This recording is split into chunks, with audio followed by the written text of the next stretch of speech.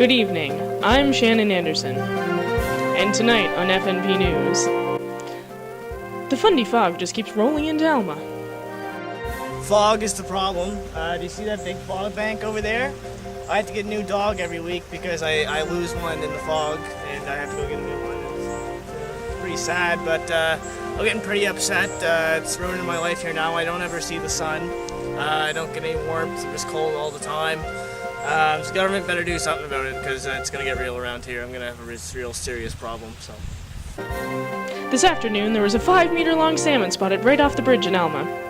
Well, there I was, minding my own business, out on the bridge here fishing for some bass. And then, out of nowhere, this giant fish, he was at the end of my line.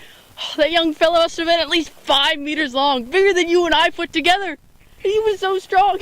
All these stories and more, but first.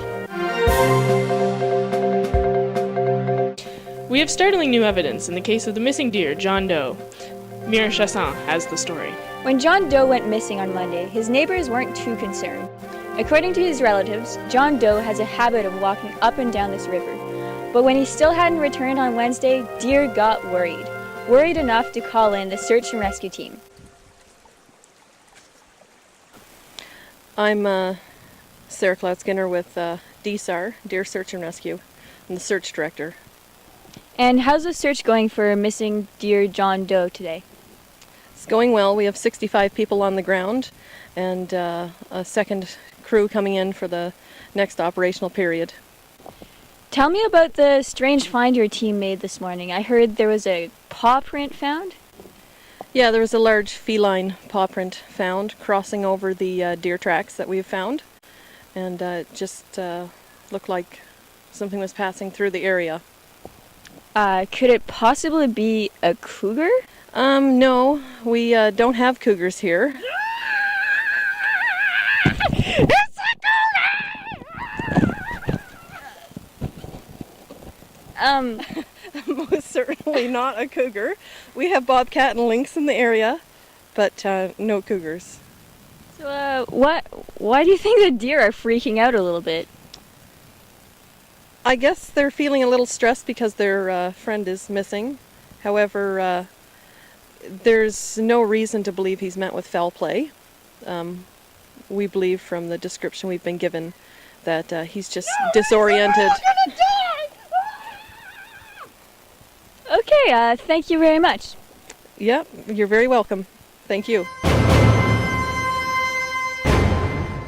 Authorities might not be too worried, but some people say this paw print is way too big to be a lynx or a bobcat. In fact, it's sown terror in the deer community. Could it really be a cougar, or is it just our neighborhood lynx? Is it another wild bout of hysteria coming from the deer community? Who knows? For FNP News, I'm Mira Chassin. For a closer look at today's top story, we've invited Dr. Spurs, the resident provincial cougar expert, into the studio this afternoon. Hello, Dr. Spurs. How are you doing today? Oh, good, thanks. Perfect. Now, Doctor, let's cut to the chase. Are there any cougars here in Fundy National Park? No. Absolutely none. None. What about those paw prints I found earlier? They were massive. Honestly, I think that someone just took like a bobcat or a lynx paw print and enlarged it. We haven't had any sightings here in New Brunswick ever, so I don't get why anyone would go and think there's a cougar here. It's probably just to scare away those dumb deer because they've just been going off and on about everything and anything. They just look for